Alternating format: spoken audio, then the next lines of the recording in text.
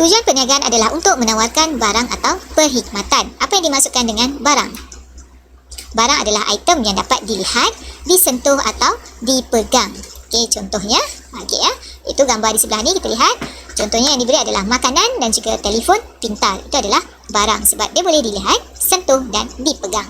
Manakala perkhidmatan pula adalah aktiviti yang dilakukan oleh seseorang atau sekumpulan individu yang memberi manfaat kepada orang lain.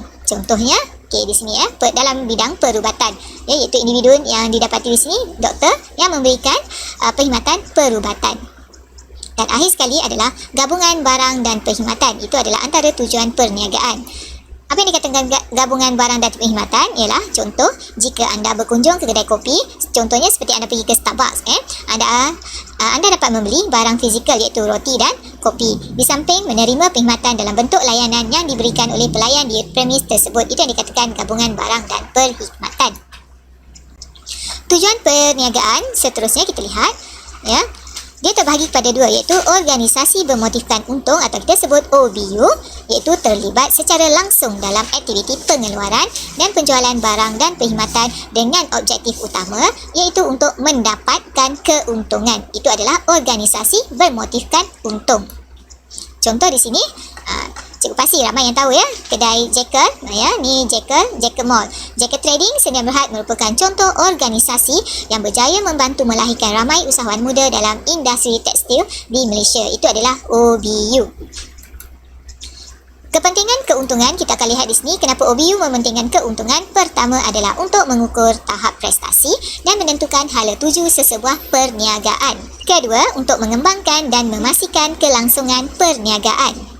Tujuan ketiga, membolehkan sesuatu organisasi perniagaan menjalankan tanggungjawab sosial dengan menyumbangkan keuntungan semula kepada masyarakat. Contoh yang diberi di sini, kita lihat di sini, pemaju membina tempat rekreasi. Dia membina tempat rekreasi setelah berjaya menjual pembangunan perumahan yang dijalankan. Seterusnya adalah organisasi bukan bermotifkan untung, iaitu OBBU. Apa yang dikatakan dengan OBBU? Definisinya adalah organisasi yang memenuhi keperluan awam dalam pelbagai bidang termasuk bidang pendidikan, keagamaan, sosial dan budaya. Contoh di sini adalah Pertubuhan Kebajikan Anak Yatim dan Asnaf, Iman dan Amal. Kalau kita lihat di sini, ini adalah untuk ini adalah untuk anak yatim dan asnaf yang tidak bermotifkan untung langsung. Dan contoh kedua cikgu beri di sini adalah ini adalah Persatuan Menjaga Kebajikan Haiwan Kebangsaan Malaysia, Love All Life. Ini adalah merupakan OBBU.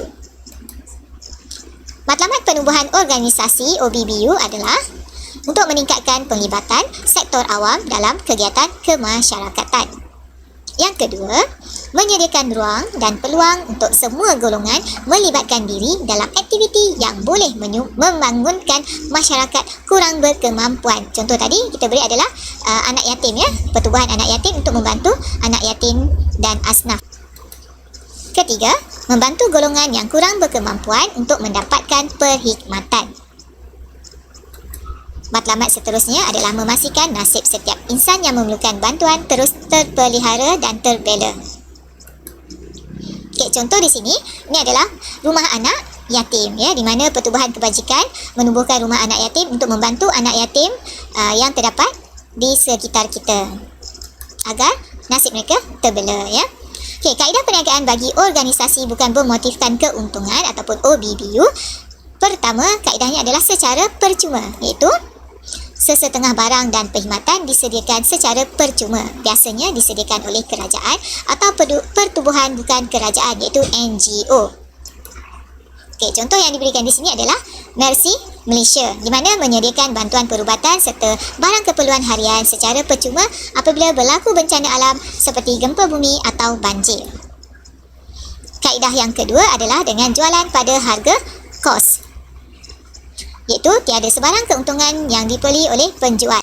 Contoh, peserta bengkel di pusat kulineri dibekalkan bahan pada harga kos. Contoh macam college community, kalau kita nak pergi buat bakery, kali dia menawarkan package untuk membuat bakery RM10 sahaja, iaitu pada harga kos. Kalau kalau di luar sana memang tak dapatlah harga RM10.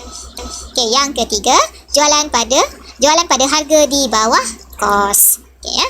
Iaitu harga yang dikenakan adalah lebih rendah berbanding dengan kos sebenar. Itu adalah kaedah perniagaan bagi organisasi bukan bermotifkan keuntungan. Ada 3 kaedah. Baiklah, sampai pada gerak minda yang kedua, berpandukan pengajaran guru tadi dan buku teks, sila buatkan nota 1.1 tujuan perniagaan menggunakan peta Aiting. Sekian, terima kasih. Jumpa lagi.